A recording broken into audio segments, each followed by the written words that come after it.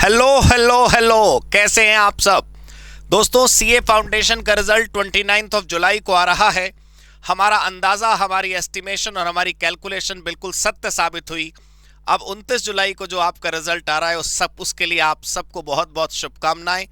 हमारी पूरी COC team की तरफ से सीए फाउंडेशन के रिजल्ट के लिए आप सबको बहुत बहुत शुभकामनाएं। Best of luck for your results. जैसे रिजल्ट आएगा आपने पता है कि क्या करना है, आपने अपना रिजल्ट हमारे साथ शेयर करना है। हम आप सभी के रिजल्ट को और अपने सभी स्टूडेंट्स को दिखाएंगे और ये साबित करेंगे एक बार फिर से कि yes we can and we always do. हम अपने पूरे के पूरे सीओसी के अब तक के हिस्ट्री में देखें तो हर बार जो रैंक होल्डर्स और हर बार जो टॉप स्कोरर्स आते हैं उनको हम हमेशा हमेशा एक इंस्पिरेशन का सोर्स बनाकर अपने सारे स्टूडेंट्स के साथ शेयर करते हैं।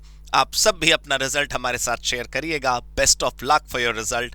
Thank you so much. God bless you. Good bye. Happy CA, happy COC.